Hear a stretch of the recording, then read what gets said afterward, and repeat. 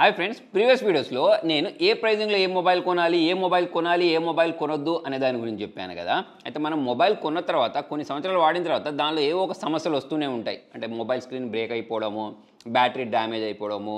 So ఇటువంటి సమస్యలు వచ్చినప్పుడు మనకు ఎంత ఖర్చు అవుద్ది అనే దాని గురించి ఈ వీడియోలో మాట్లాడదాం. సో దీనికోసం నేను రెండు పాపులర్ బ్రాండ్ మొబైల్స్ని సెలెక్ట్ చేసుకున్నాను. సో ఈ మొబైల్స్లో సామ్సంగ్ వాళ్ళు రీసెంట్గా లాంచ్ చేసిన సామ్సంగ్ గెలాక్సీ S25 ఒకటైతే, ఇంకోటి ఐఫోన్ 16. అయితే మీలో చాలామంది గమనించే ఉంటారు, కొంతమంది మొబైల్ స్క్రీన్లు బ్రేక్ అయిపోయినా సరే దాన్నే వాడుతూ ఉంటారు. మొబైల్ బ్యాక్ గ్లాస్ క్రాక్ అయిపోయినా సరే దాన్నే వాడుతూ ఉంటారు. అలానే ఎందుకు వాడతారంటే ఆబ్వియస్లీ ఇక మనం ఆ మొబైల్ రిపేర్ చేయించాలంటే ఎక్కువ ఖర్చు చేయాల్సి వస్తుంది. అయితే ఇలా మనకు యాక్సిడెంటల్గా మొబైల్ కింద పడిపోయి బ్రేక్ అయిపోవడం కామన్. ఇలా మనకు మొబైల్ బ్రేక్ అయిపోయిన తర్వాత దాని రిపేరింగ్ కాస్ట్ అనేది తక్కువ ఉంటే మనం చాలా ఈజీగా దాన్ని రిపేర్ చేయించుకోగలుగుతాం. మరి ఈ రెండు మొబైల్స్లో స్క్రీన్ బ్రేక్ అయితే ఎంత ఖర్చు అవుద్ది అనే దాని గురించి ఫస్ట్ మాట్లాడదాం. ఎందుకంటే జనరల్గా మనం మొబైల్ పడిపోయినప్పుడు ఎక్కువగా డ్యామేజ్ అయ్యేది డిస్ప్లేనే. సో ఫస్ట్ మనం సామ్సంగ్ గెలాక్సీ S25 గురించి మాట్లాడినట్టయితే దీని స్క్రీన్ బ్రేక్ అయితే మనం వీళ్ళ అఫీషియల్ వెబ్సైట్లోకి వెళ్ళి చూడొచ్చు ఎంత వీళ్ళు ఛార్జ్ చేస్తారనేది. 6,150 రూపాయలు ఖర్చు అవుద్ది మనకు. అదే మన ఐఫోన్ 16 గురించి మాట్లాడినట్టయితే 25,500 రూపాయలు ఖర్చు చేయాల్సి వస్తుంది. మొత్తానికి సామ్సంగ్ గెలాక్సీ S25తో పోల్చుకున్నట్టయితే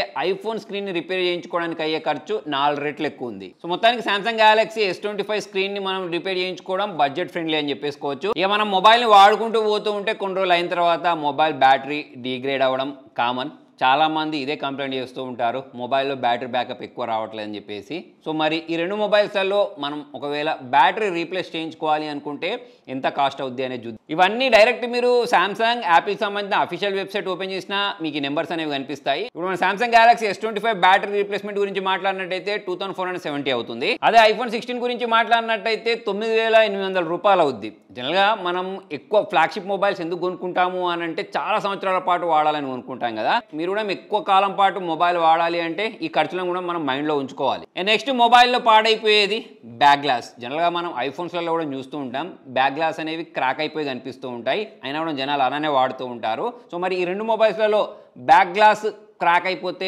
దేనికి ఎంత ఖర్చు అవుద్ది అనే దాని గురించి మాట్లాడినట్టయితే సామ్సంగ్ గెలాక్సీ S25 బ్యాగ్ ని రిపేర్ చేయించుకోవడానికి 2,610 రూపాయలు అయితే, ఈ ఐఫోన్ 16 గురించి మాట్లాడినట్టయితే 14,900 రూపాయలు అవుద్ది. అంటే దాదాపుగా 6 టైమ్స్ ఎక్కువ ఐఫోన్ యొక్క బ్యాక్ క్రాక్ అయినప్పుడు రిపేర్ చేయించుకోవడానికి ఖర్చు అవుద్ది. అంత పెట్టి రిపేర్ చేయించుకునే బదులు డైరెక్ట్ కొత్త ఐఫోనే తీసుకోవచ్చు అని చెప్పేసి చాలా మంది అనుకుంటూ ఉంటారు. నెక్స్ట్ ఈ రెండు మొబైల్స్ కూడా మనకు ప్రొటెక్షన్ ప్లాన్ ని అందిస్తాయి. మరి ఇది ఎంత ఖర్చు అవుద్ది అనే దాని గురించి మనం మాట్లాడినట్టయితే యాపిల్ కేర్ ప్లస్ తీసుకోవడానికి 20,900 రూపాయలు ఖర్చు చేయాల్సి వస్తుంది. ఇక సామ్సంగ్ కేర్ ప్లస్ వచ్చేసి 15,999 వీళ్ళు ఛార్జ్ చేస్తున్నారు. అంటే ఇక్కడ సామ్సంగ్ కేర్ ప్లస్ అయినా యాపిల్ కేర్ ప్లస్ అయినా మనం ఈ ప్రొటెక్షన్ ప్లాన్ తీసుకున్నప్పుడు జరిగేది ఏంటి అంటే మన మొబైల్ అనేది బై యాక్సిడెంటల్ కింద పడిపోయింది అనుకోండి. సో అటువంటిప్పుడు స్క్రీన్ పగిలిపోయినా, బ్యాక్ పగిలిపోయినా, ఇంకేమైనా డ్యామేజ్ జరిగితే, సో ఇటువంటి ప్లాన్ తీసుకున్నప్పుడు మన మొబైల్ అనేది పాడైపోతే మనకు ఖర్చులు అనేవి తగ్గిపోతాయి. మరి ఈ పాయింట్స్ అన్నింటినీ మనం చూసిన తర్వాత మనకు అర్థమయ్యేది ఏంటి అంటే ఒకవేళ మనం మొబైల్ కొనుక్కున్న తర్వాత చాలా ఎక్కువ కాలం వాడతాం అనుకున్నప్పుడు మొబైల్ పాడైపోతే,